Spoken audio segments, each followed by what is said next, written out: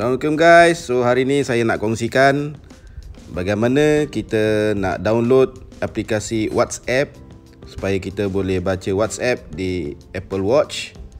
Tak perlu lagi kita buka di iPhone. So saya akan kongsikan. Tapi sebelum tu guys, jangan lupa boleh subscribe dan teruskan menonton.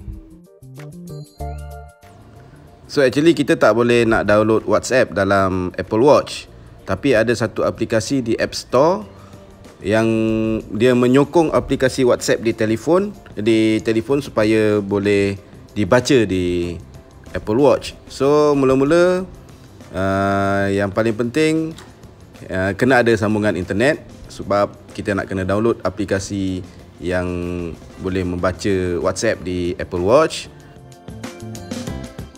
Okay guys, jom teruskan menonton. Kita akan mulakan download apps tu.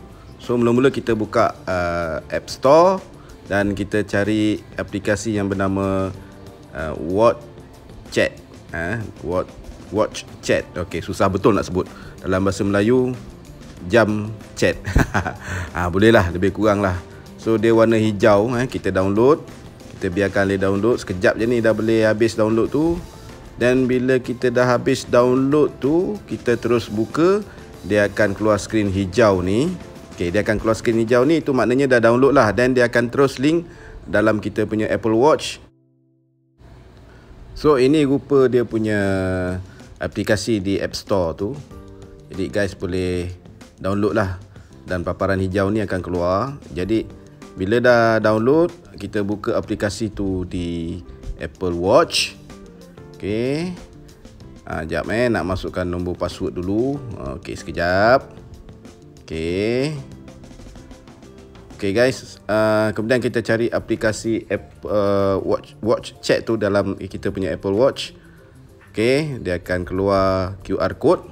Okey, bila keluar QR code ni kita kena scan lah.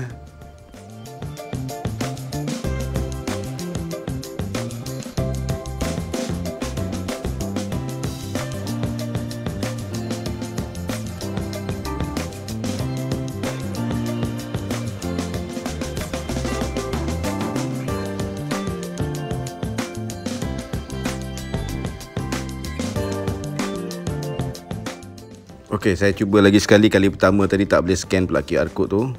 Okey, saya buat lagi sekali. Kita cari balik semula aplikasi dalam Apple Watch tu, dan kita scan semula QR code tu. Okey, sekarang dah boleh. So guys, sekarang WhatsApp boleh dibaca di Apple Watch. Okey, kita buka aplikasi tu di Apple Watch tu semula.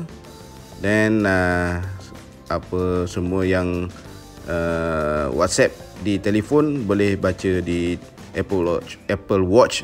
Susah betul nak cakap lah. So guys, terima kasih kerana sudi menonton. Jumpa lagi. Assalamualaikum.